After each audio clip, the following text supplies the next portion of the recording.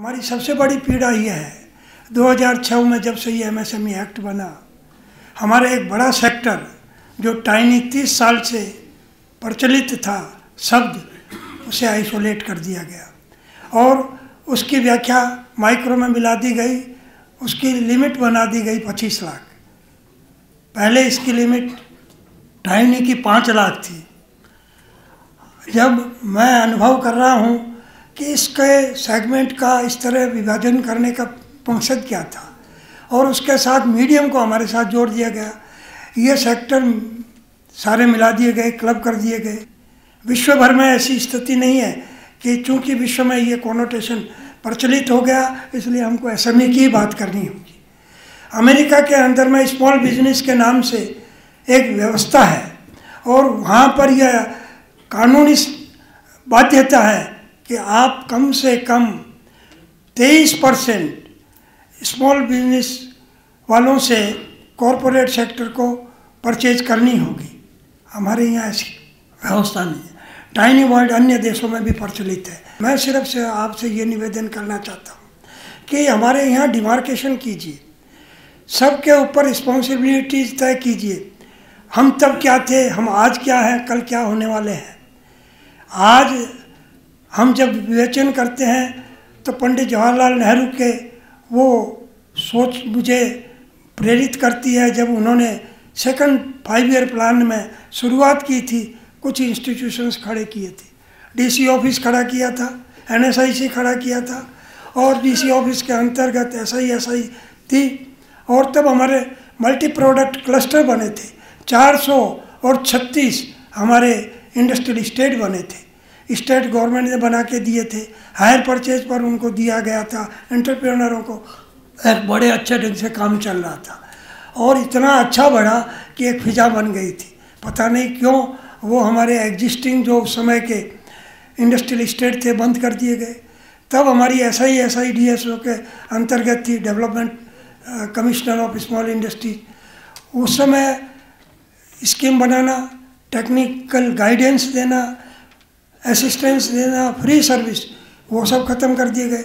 वो सारे बाजारवाद के हिस्से बन गए। कुमार साहब पीछे की स्थितियों में देखिए, जब बैंकें छोटा ऋण देना नहीं चाहती थी, पेपर तैयार नहीं करती थी, तब NSIC हमें हायर परचेज पर छोटी मशीनें दे देती थी, रॉ मटेरियल देती थी, हमारे मार्केट की पूरी सुविधाएं देती थी। उनमें से बहुत सारी चीज़ें कम हो गई।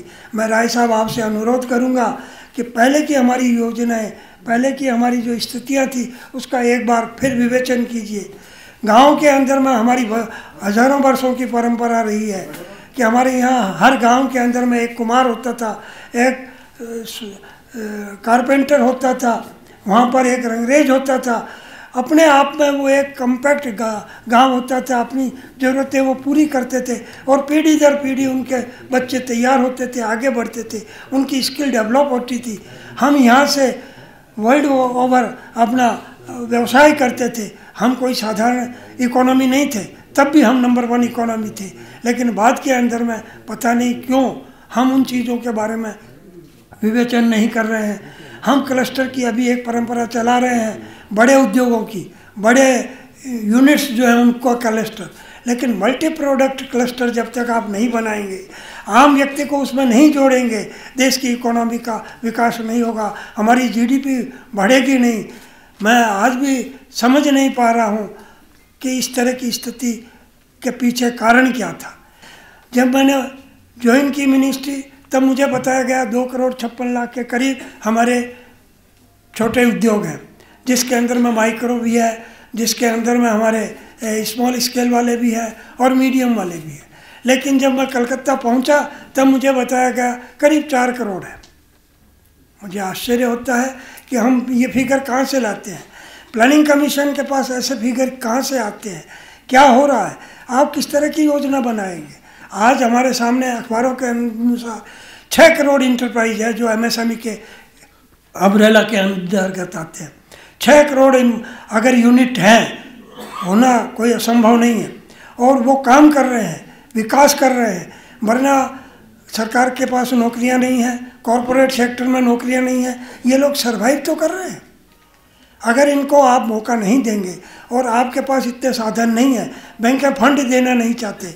हमारे टाटा साहब यहाँ हैं, क्रेडिट गारंटी ट्रस्ट के सीईओ है, वो कई जगह गए हैं। हमारा भी सौभाग्य था पिछली मीटिंग में जब हमने कलकत्ता में आयोजन की, ये आए, इन्होंने कहा कोई भी बैंक इस तरह की गारंटी चाहती है हम देंगे, लेकिन इसके बावजूद बैंक आगे नहीं आ रही है। हम अवेयरनेस कर रहे हैं, हमारा प्रयास है, सरकार भी काम कर रही है, लेकिन इम्प्लीमेंटेशन कहीं कहीं गड़बड़ है, रिव्यू करने की ज़रूरत है। आप लिबरलाइजेशन की बात सब सेक्टर में कर रहे हैं, यहाँ भी लिबरलाइजेशन हो, इसकी दिक्कत नहीं है, लेकिन रिस्ट्रक्चरिंग की ज़रूरत है। इस सेक्टर के अंदर में जब तक रिस्ट्रक्चरिंग आप नहीं करेंगे, जब तक लोगों के अंदर में रिस्पॉन्सिबिलिटीज तय नहीं करेंगे, हमारा विकास नहीं होगा। हमें न तो बैंकों से फंड मिलता है, न हमारे पास टेक्नोलॉजी का डेवलपमेंट का कोई तरीका है, न हम लोगों के सामने कोई मानवीय जिसको कहते हैं सम्मान की स्थिति है। टाइनी का नाम सुनते ही लोग बिदक जाते हैं, बात नहीं करते। बैंक वाले तो सीधे टरका देते हैं।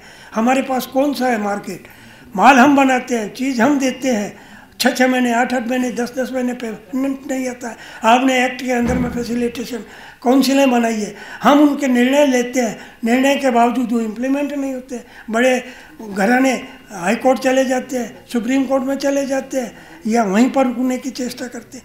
इसलिए स्थितियाँ बड़ी विकट है।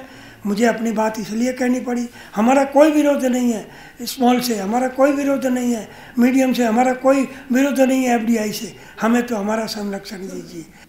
ये वो जमात है एग्रीकल्चर के बाद इस देश की इकोनॉमी को संभाल रही है, इसकी जीडीपी को संभाल रही है, आदमी की अस्मिता को संभाल रही है, इस देश की अस्मिता को बढ़ा रही है।